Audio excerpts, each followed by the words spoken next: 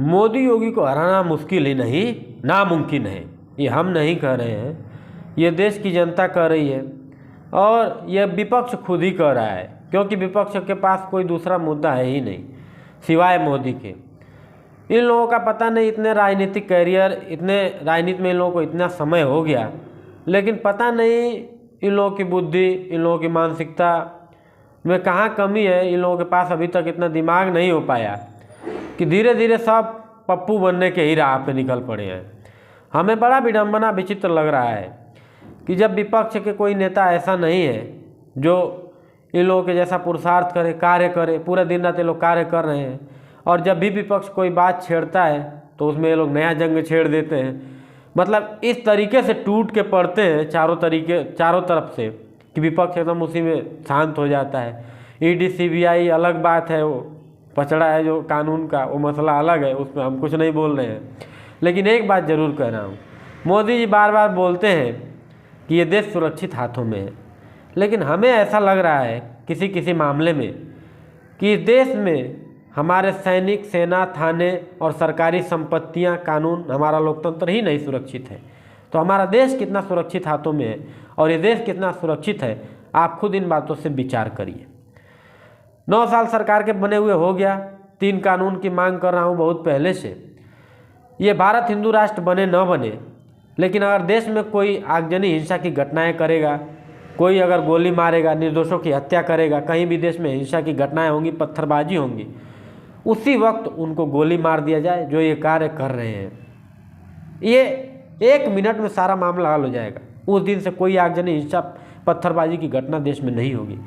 जो रेप कर रहे हैं माँ बहन बेटियों के साथ, नाबालिगों के साथ दुष्कर्म हो रहा है और पूरा विधि विधान से हो रहा है, इस तरह से घिनौना कृत्य हो रहा है, 100 को टुकड़े किया जा रहा है, फ्रिज में रखा जा रहा है, इस तरह से 1-2 घटनाएं नहीं, अनेकों घटनाएं हुई हैं और प्रतिदिन हो रही है। अच्छे अच्छे पदों पर बैठे हुए लोग कर दे रहे हैं।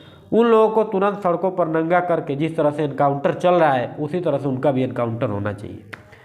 जो भी देश में हमारे साधु संत महात्मा हैं, जो अच्छे हैं, सच्चे हैं, उनके चरणों का चरणामृत सबको पीना चाहिए।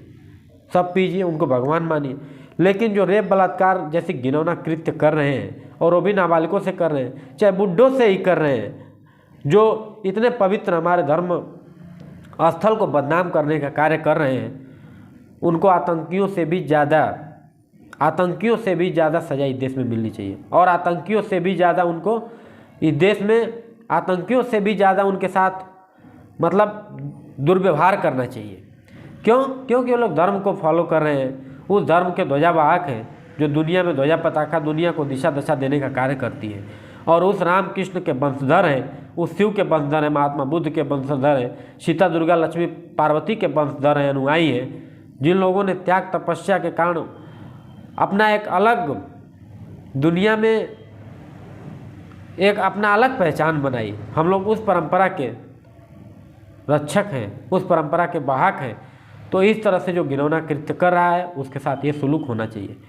आज जो माननीय श्री प्रधानमंत्री जी बोलते थे कि ये देश सुरक्षित हाथों में है, तो पहले आप देश को सुरक्षित कर दीजिए, फिर ये देश सुरक्षित हो जाएगा। और सुरक्षित हाथों में हमें विश्वास है, लेकिन कुछ कमियां हैं। कमियां यही हैं कि चारों तरफ ऐसा एक माहौल बना हुआ है देश में, कहीं भी कोई त्यौहार पर्व सुख शांति से नहीं निकल सकता है, हंसी सौहार्द प्रेम से नहीं निकल सकता है।